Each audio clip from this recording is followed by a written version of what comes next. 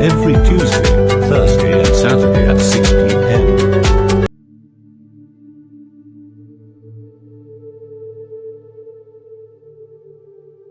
Your wife was a sex worker.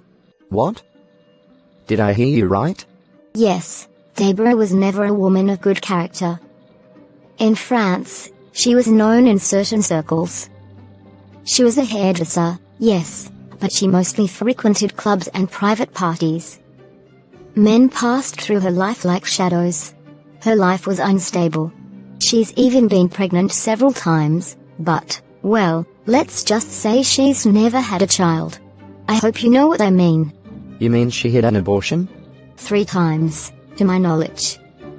She didn't even know who her children's fathers were. My God. My heart. The water. Get water. Bring him water. Joel just had a heart attack and was rushed to hospital. Mummy. Mummy. Why didn't you tell me?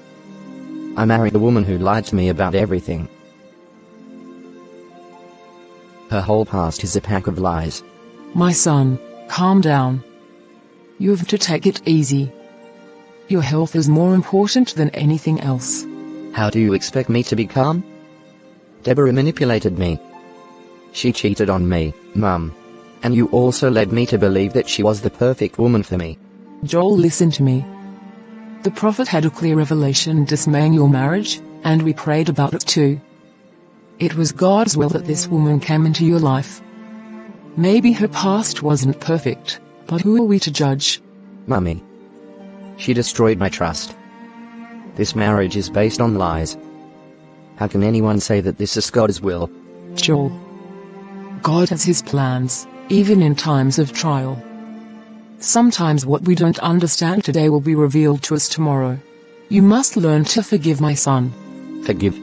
But how, Mom? How can I forgive someone who built a world for me based on lies? It's not easy, I know. But forgiveness is a key that God gives us to break the chains of pain. Deborah may have made mistakes. But you're human too. We must pray for her, and for you, that you may find peace. Rest, my son. Let God work.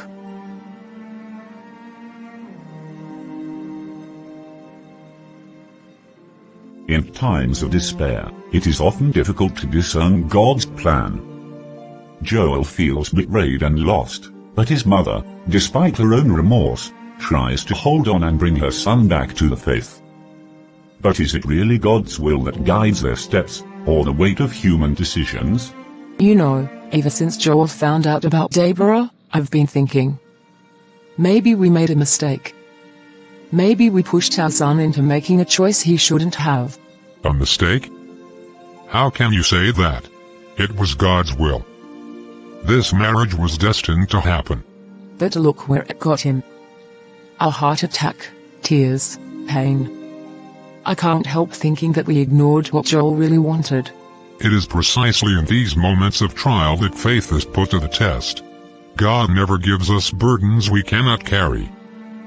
Deborah is his wife, and he must accept her, with her past and her imperfections. What if it wasn't God, but our own will that we've imposed?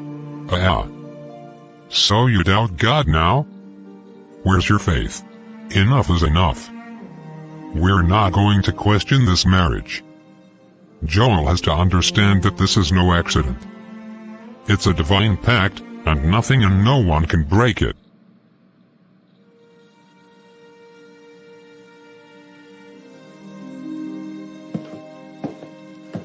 Who?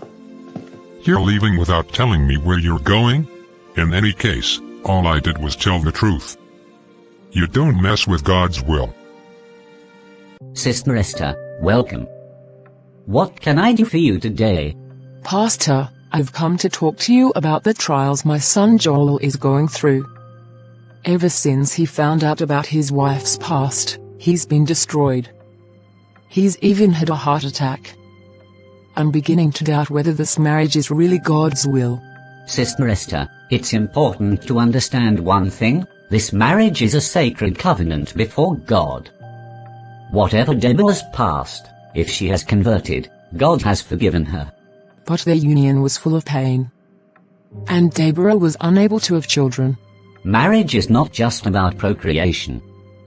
It's a union for better or for worse. You must understand that God sometimes uses difficult situations to teach us profound lessons. Do you really believe that all this is a divine plan? Absolutely. If your son dares to divorce, he will be going against God's will. And the consequences could be serious. He must stay in the marriage, pray and believe that God will intervene in his own time. Really? Yes. Thank you, Prophet. You've enlightened me. Joel, it's time for you to go home to your wife. Daddy. Daddy. But how can you say that? After all you know? You're a man. Let me remind you. A man doesn't leave home. That's the behavior of a sissy. I accept. My son, the pastor made me understand that it's all in God's hands. You have to trust his will. Deborah's barrenness is no excuse for abandoning your home. God will work a miracle if you trust him. No, I'm not sure. My son, stay in your marriage. Forgive her and let God work. Anyway, I wouldn't like to see you home as soon as I get back from work. You have to leave.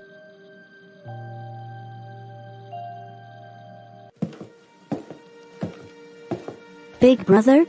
But where are you going? I'm off. Joel, wait. You can't go back there. Big brother Joel. Joel? Naomi. It's not as simple as you think. This prophet that our parents listen to is blinding them. I'm convinced they're wrong. I have to go, little sister. It must be my cross that God has given me to carry. Please let me go. I wouldn't like to have a problem with Daddy. He already told me to leave before he arrived. But you're not happy at all, big brother. I hate to see you suffer. So that will be my fate too? Marry someone by force, on the pretext that it's God's will? Lord, why? Why does all this have to happen? I don't understand. Joel doesn't deserve everything he's going through.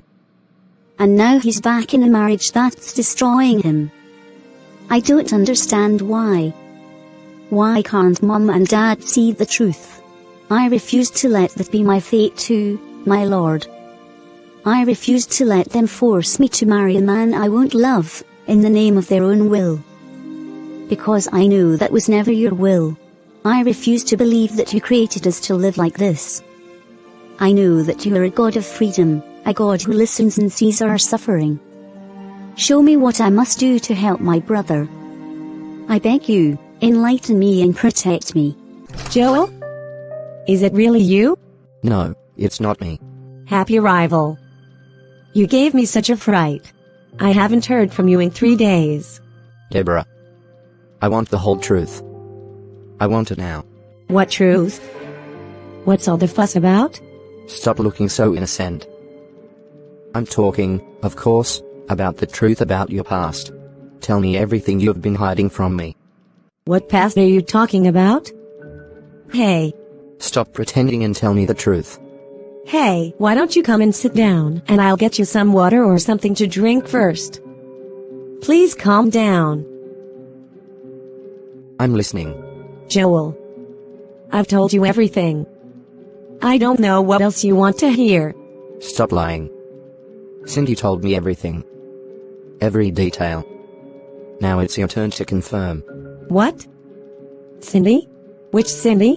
One of your girlfriends when you were in France. Oh? I don't want another watered-down version. I want the whole truth. And nothing but the truth. Aren't you going to speak? Joel. Please don't force me. Force you to what? To hear that my wife has lied to me from day one? That I had sacrificed myself for a life that's just a lie? Talk, Deborah. Deborah bursts into tears, her legs buckling, and she falls to her knees in front of Joel. She clutches her hands to her chest as if trying to protect herself. Joel. Cindy is right. It's all true. Everything she told you is true. Oh my God. I've lied about everything. My past, my life. I'm not the woman you think I am. Joel froze, his eyes wide. His breathing becomes jerky. He sits down heavily in his chair, as if his legs can no longer carry him. The silence is almost deafening. But why didn't you tell me? My past. The things I've done. I didn't want you to find out. This prophecy. This marriage. None of it was meant to be. I just wanted to live my life in peace and deal with the consequences of my past life on my own. I didn't want to get into a relationship where my partner got hurt. So all this was just an obligation for you? This marriage? This life? Yes, I didn't want this life, Joel. But I had no choice. Nor I, Deborah. Do you think I chose to marry you? I followed that prophecy out of obedience. Out of fear of disobeying God. But you decided to betray even more of what little we had. I didn't know how to tell you. I'm sorry, And you chose not to say anything. You let me live in an illusion, when everything was wrong from the start. This marriage has never had any foundation. Deborah. No love, no respect, no truth. And now you have buried what was left. Where are you going? This time, Joel took a few essential things with him and left home for good. He didn't return to his father and disappeared, far from the country. Despite numerous searches, no one was able to trace him. The only person to hear from him was his sister. But she kept it a secret, refusing to reveal anything to their parents. This heavy silence left an unbearable void in the family, fueling anxiety and questioning. We still haven't heard from him, darling. This whole thing is getting creepy. I've left wanted posters all over the country. I'm sure they'll find him. But they've been looking for him for over 2 weeks. I think it's about time we had an international announcement. Do you know what it would cost in terms of money? Your son is stubborn and doesn't want to obey what he's told. He preferred to shirk his responsibilities. And now it's up to me to pay the excessive expenses for his wanted notices. If you don't cover these costs, who will? Isn't it you, his father? Weren't you convinced that this marriage was the best one for him? So now I'm the one who supported her marriage, right? You're not responsible. Aren't you the head of the family? Stop crying, woman. God is testing our faith. But what if? What if something happened to him? Why would God allow that? Calm down. We're going to find your son, and he won't get anything. Okay if you say so. Hello, big brother. How are things in the Congo? It's all right, Naomi. I'm comfortable here. How Mum and Dad are holding up. They go mad looking for you everywhere. But I won't tell them anything until they realize the harm they've done to you. Okay, thank you so much for all your support. Please, big brother. But big brother, we must not tire of prayer. We must be firm in prayer and fasting. If we want to penetrate the mystery surrounding this story. Are you ready, daughter? Yes, Mum. We can go now. And Daddy. Won't he come with us? No. He says he's got a meeting with the Secret Service, still looking for your brother. Okay, I see. Let me whisper something to you. Which one, Mum? The prophet Jonah would like to talk to you about something as he leaves church. On what subject? How will you know if you don't listen to him? Don't forget that you're a big girl now. Is that what he wants to talk to me about? Calm down, my girl. Be as gentle as a woman. You asked to see me, Pastor.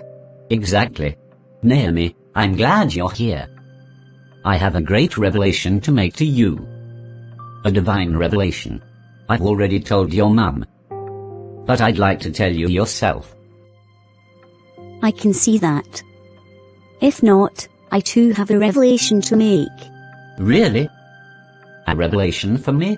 Yes, Prophet Jonah. But first, tell me what you have to say. Okay. The Lord spoke to me last night, my daughter.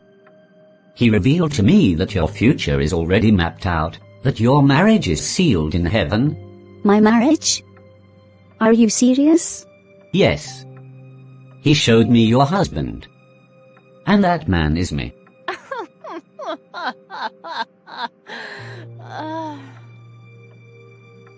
You? Naomi. That's no way to respond to the prophet. Mum. Do you want me to be quiet like Joel? Do you want me to say amen to everything he says? But calm down a bit. Watch out. Naomi. Don't mock the Lord's anointed. The Lord has already spoken. If you refuse this prophecy, God's wrath will fall on you, just as it did on your brother Joel. God's wrath? Or your own revenge? Silence. You dare to defy spiritual authority. The Bible says in 1 Chronicles 16:22, "Do not touch my anointed ones, and do no harm to my prophets. Be careful, my daughter. Because to refuse a prophetic marriage is to refuse God's will." Is that so? So explain something to me. Man of God. Why are you always at the center of these prophecies? Why hasn't God revealed my marriage to me? Naomi. God reveals his mysteries to his servants. So why in Jeremiah 29:11 does God say, "For I know the plans I have for you, says the Lord, plans for peace and not for evil, to give you a future and a hope"? Why don't I feel any peace in your announcement? You're just filled with a spirit of rebellion. Like Jezebel. Like Eve who listened to the serpent instead of obeying. You're talking about rebellion? And you? Aren't you a false prophet who manipulates people to satisfy his desires? You're blaspheming, Naomi. Shut up, Naomi. I refuse to stay silent, Mum. This man betrayed God. You don't know who you're dealing with, Naomi. Those who disobey me, they always end up regretting it. Your brother Joel is proof of that. So it is you. It was you who destroyed Joel's life, wasn't it? Get out of here. I don't want to hear any more of your insults. Oh, I'll be off. But one thing is certain, Prophet Jonah. Your reign is coming to an end. Mum. So you really want to give me to this man? I'm ashamed. May God forgive you. Naomi had just confronted the prophet Jonah with rare audacity. But at what cost? Had she aroused a monster who would do anything to make her submit? What is certain is that she had just signed the beginning of a spiritual war far greater than she had imagined. Dad, I'm tired. I don't understand anything anymore. Why did Joel disappear like that? And yet I told him everything about my past. And even apologized. That boy is an ingrate. I've done everything for him, everything. And this is how he thanks me. Everything for him? What do you mean, Dad? I fought for your marriage, Deborah. I did everything right. I even paid the bloody prophet to pray for a miracle in your life. Hang on. What?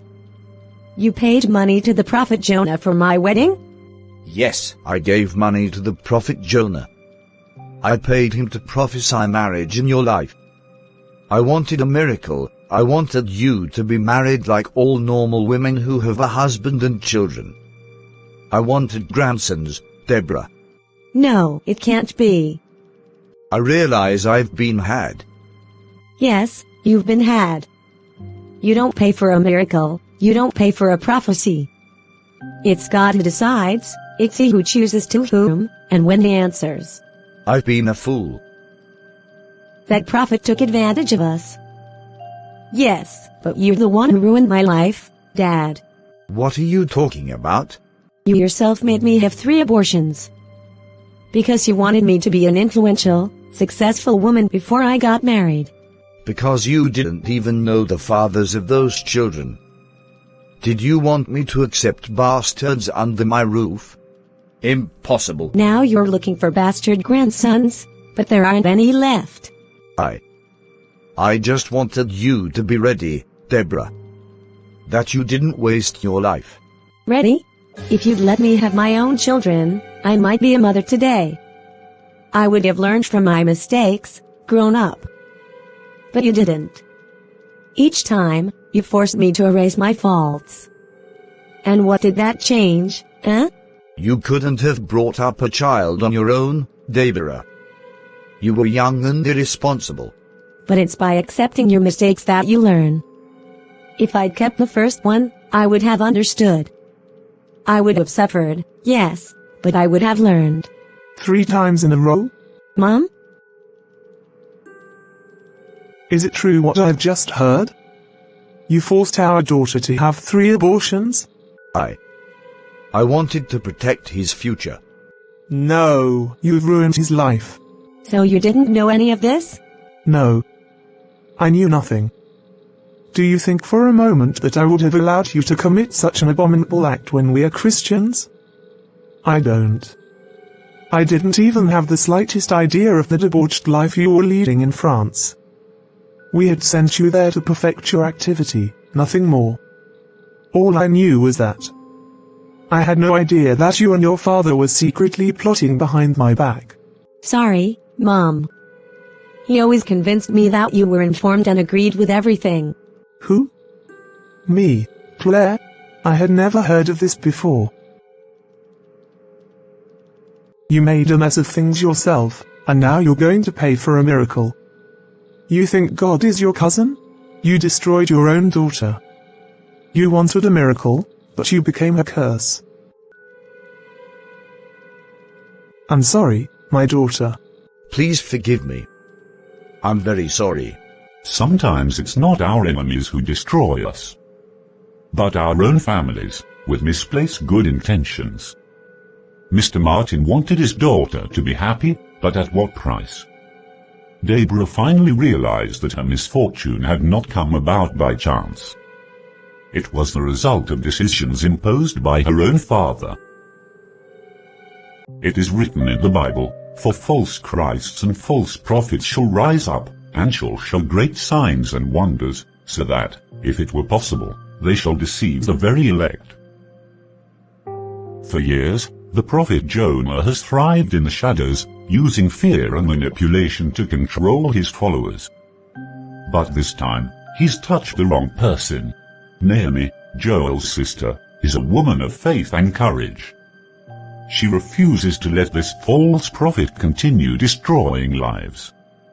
Armed with determination and discernment, she sets out to expose his lies, and what she discovers is beyond anything she could have imagined.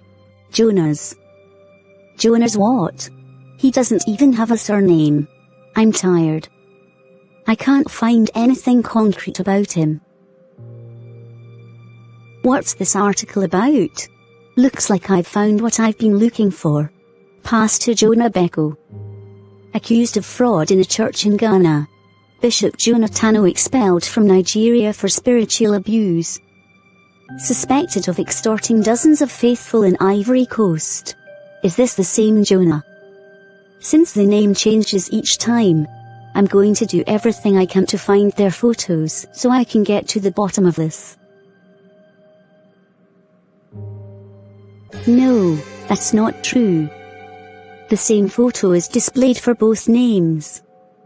And it is indeed the photo of the prophet Jonah. Naomi's eyes widen.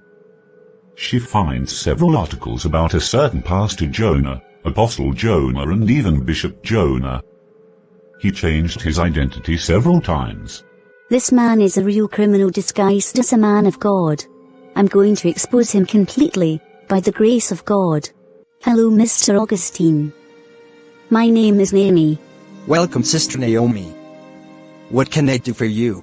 I've come to tell you about the prophet Jonah. What? Prophet Jonah? This false prophet? This swindler? He took everything from me.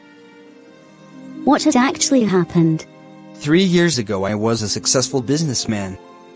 Jonas came to me and said he had a vision of me becoming a millionaire. He asked me to invest in a divine work by giving him a huge sum of money. What happens next? What's next? Nothing. My business went bankrupt, my wife left me, and Jonas told me it was because of my lack of faith. That man made me start my life all over again. He destroyed me. I'm really sorry, Mr. Augustine. What? Who do you want us to talk about? This prophet, sorcerer and murderer. He threatened me and nearly killed me. But how can? I had health problems. Jonas prayed for me and told me I was cured. But when I continued to take my medicine, he got angry. He told me that I was denying my miracle, and that I would suffer the wrath of God. And what happened? I stopped taking my medication, and now I'm paralyzed for life. I'm really sorry for what he did to you. This prophet Jonas has completely ruined my life. Because of him I have to come back and live here in the village. While I had a prosperous life in the city, I'm never going to go to church again. I wonder if God really exists. If he does exist, how can a man who claims to be his servant be so cruel? I understand your pain and sorrow, Mrs. Veronique. Can you tell me exactly what he did to you so that I can record you? He told me that God had reserved a husband for me, but that I first had to activate my blessing by making a special offering. Special offering? And how much you gave? $50,000. For nothing. I never had a husband, but I lost all my savings. Oh no! Naomi now has in her hands overwhelming evidence against the prophet Jonah. She has met victims, uncovered his troubled past and gathered evidence that proves he is a fraud. Today, she has gathered her family and Deborah's family together to reveal everything. But the truth may well cause an earthquake. Thank you all for coming. What I have to say this evening will shock you. But it's time for the truth to come out. We have all fallen victim to the same man.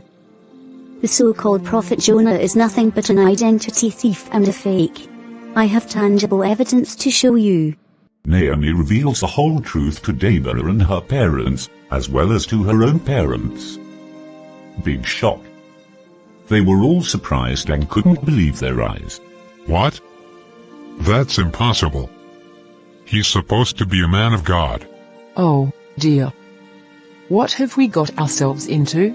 A man of God does not ask for money for miracles. A man of God does not threaten people with false prophecies. I got married because of a lie. He manipulated us. He must pay for what he has done. We must trap this man. How? This guy's wily. We will use his own weapon against him. A false prophecy. A false prophecy? Yes. We have to set a trap and force him to betray himself. But he's dangerous. He has many followers who believe him blindly. That's just it. We're going to make it fall off by itself.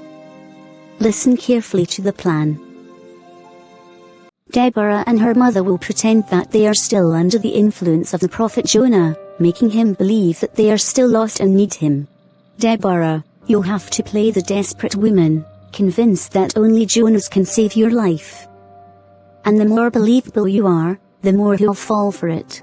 Meanwhile, Deborah's father lures him with money, making him believe that he is prepared to pay even more for a new prophecy. But this time demanding a powerful miracle. It will be a quick marriage between Deborah and a rich and influential man. This will exploit the prophet's weakness for money, and force him to fall into the trap. I already have the man we need to play the game. During these exchanges, Daniel, our journalist, will discreetly record every word and every sentence in order to obtain irrefutable proof that Jonas sells miracles. Once we have this evidence, we will make it public. Exposing his lies, his manipulations, his criminal past and his false prophecies. and bring down his empire of deceit. This time, he won't make it. This plan is dangerous. What if something goes wrong? This prophet has fanatical followers. They could attack us. What Naomi says is true. We must put an end to this impostor. But we have to be careful. I'm ready for it. If I have to pretend I'm still in his grip, I will. That man has already stolen too much from me. I think that with this plan, I'll have a lot of recordings that will sufficiently complete the evidence that Naomi already had. With such strong evidence, I can guarantee you that he won't be able to get away with it. He will be exposed to the world. Exactly. I'm going to open my till to see how much I've earned. I've had enough consultations today. I am blessed more and more every day. The trap was in place. But a manipulator like Jonas doesn't fall easily.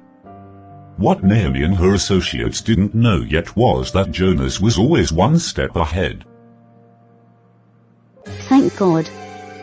I'm back from my shopping. Who is it? Who is calling me? Oh, my God. Oh, my God. Who are you? You think you're strong and clever, don't you? I'm going to take your life. We'll see if you can still be a rebel. Forgive me. I've done nothing. Are you sure you heard a scream? Yes. It sounds like our daughter's voice. But I couldn't find anyone outside. Has something happened to my daughter? It's always you with your exaggerated fears. Naomi has just been abducted by this masked man dressed in black. But where have you brought me? Let me go.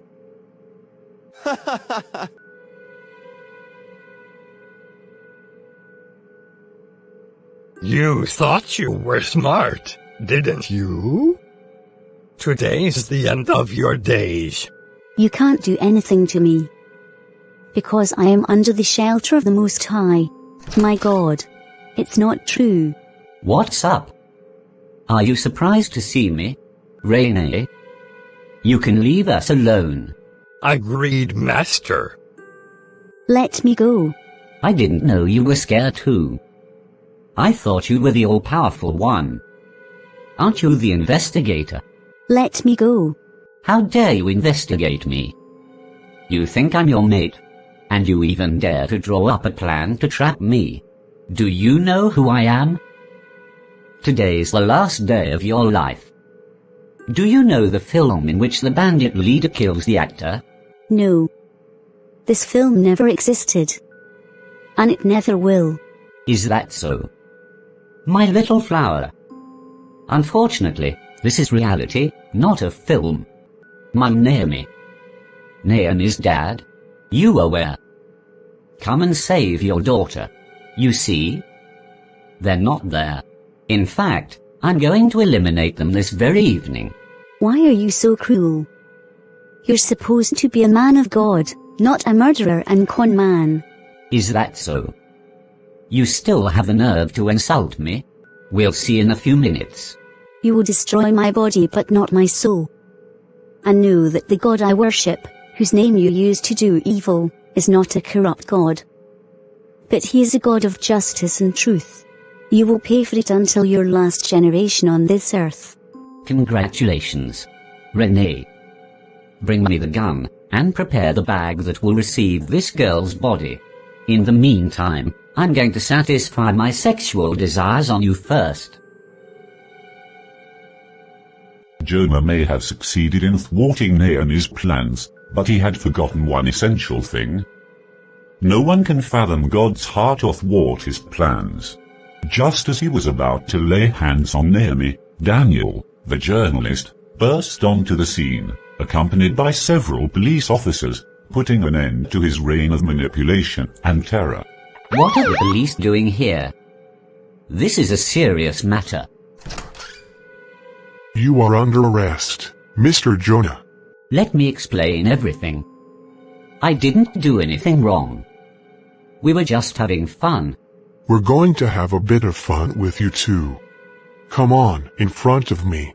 Thank you, Lord. I hope he didn't do anything serious to you. No, it's fine. Mr. Jonah was arrested. He did not expect this at all. Taken by surprise, Mr. Jonah was arrested on the spot. He had not expected such an outcome, convinced that his stratagem would allow him to escape justice once again. But this time he was trapped. After his arrest, Naomi revealed all the damning evidence she had painstakingly gathered against him, exposing the extent of his manipulations and crimes. Jonah Cacao, alias Jonah Tano, Prophet Jonah Biko, etc. How many times have you changed your name already? Oh, Commissioner. Why so much animosity? You know, when you're a man of God, you're often the victim of jealousy. Be quiet. You're anything but a man of God. You're an imposter. Imposter? Come on, gentlemen. I've helped hundreds of people.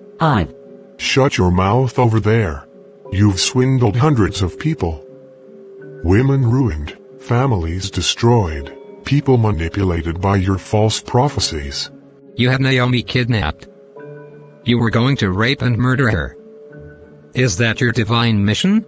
I don't know what you're talking about. We've got everything on you. Witnesses, recordings, and even your accomplices who are already starting to talk. You have no proof that I have done anything illegal. Really?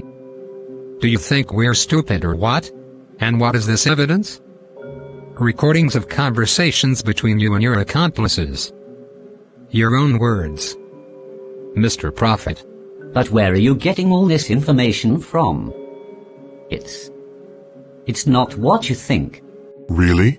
So tell us. How do you know so many details about the private lives of your followers? I don't know. Congratulations. I'll have you automatically sentenced to death if you refuse to cooperate by telling us the truth.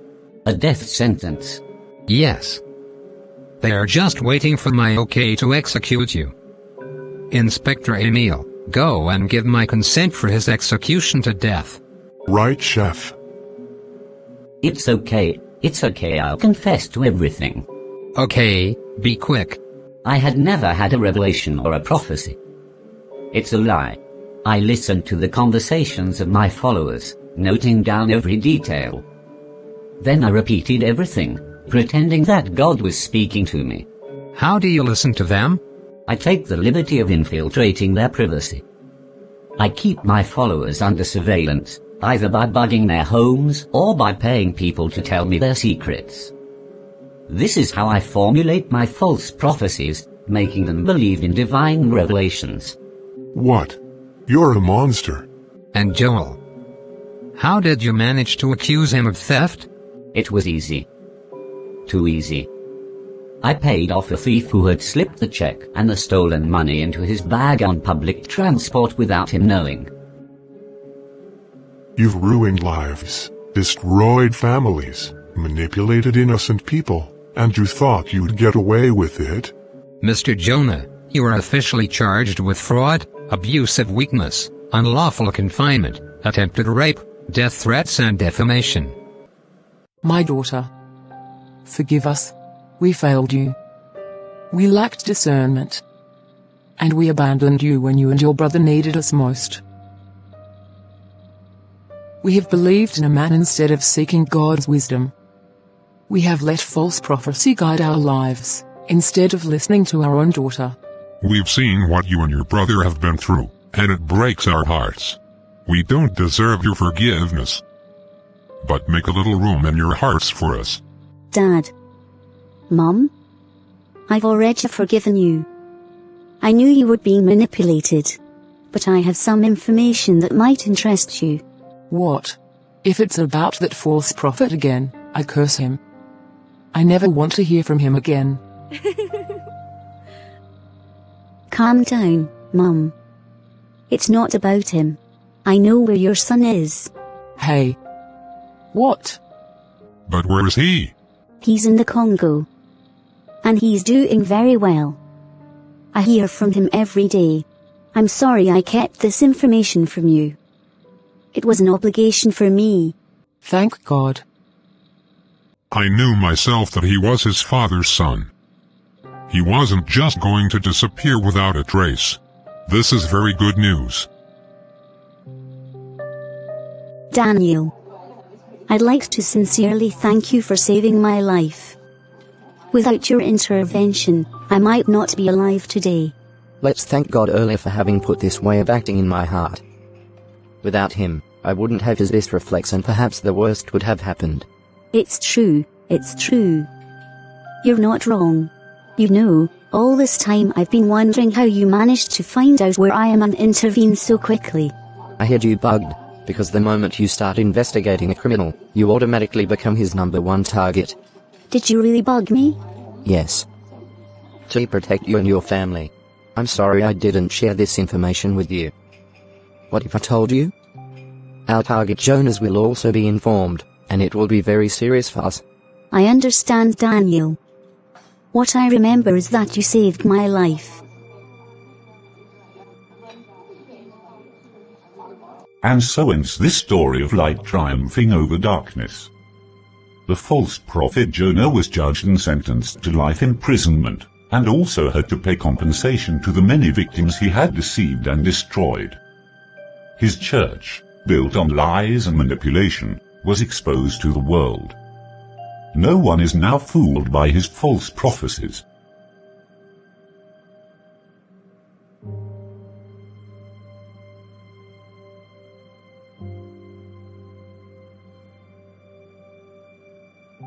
As for Joel, he has chosen to rebuild his life away from the wounds of the past. Now settled permanently in the Congo, he is thriving in his career and eventually meets a woman who matches his values. His union with Deborah, tainted by Jonas's deception, has been legally annulled. Deborah, for her part, has finally found peace of mind. She truly repented of her mistakes, understanding that only a sincere relationship with God could set her free. Her parents, blinded by mistaken beliefs, have also recognized their faults and decided to rebuild their faith on solid foundations. In her fight for the truth, Naomi proved to be a true warrior of faith. Determined, honest and persevering, she risked everything to see justice done. Her courage has not been in vain, and life has rewarded her handsomely. A love story with Daniel, the journalist who fought alongside her. Their love, based on sincerity and faith, led them to marriage, symbolizing a new page, this time written under divine guidance.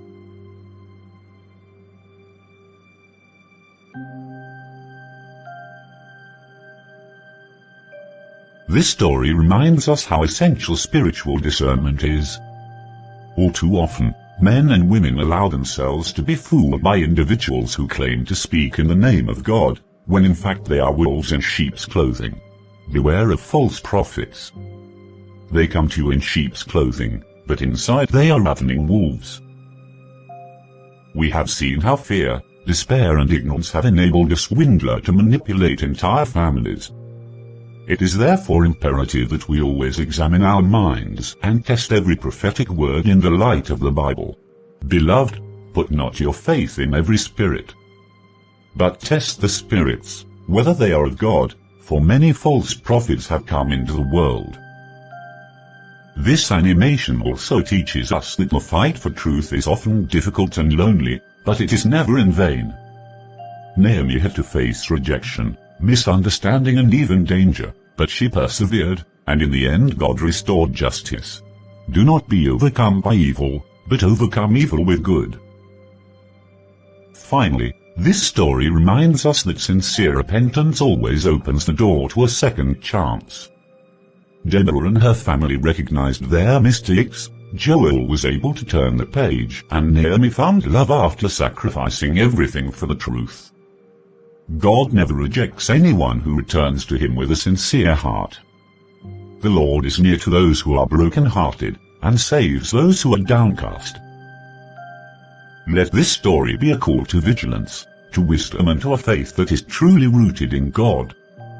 Let us not allow fear and despair to drive us to seek shortcuts in faith, Let us not be impressed by seductive words, but seek the truth in all things. My people are destroyed because they lack knowledge, says the word. We hope this animation has touched you and made you think. The truth always triumphs in the end, and God is faithful to restore justice. If this story has edified you, don't forget to like, subscribe and activate the notification bell so that you don't miss out on any of our next inspiring productions. Tell us in the comments what you remember about this story. Your opinion is important to us and could encourage others. Share this video with others, so that this life lesson reaches as many people as possible. God bless you, and see you soon for a new animation. Bye.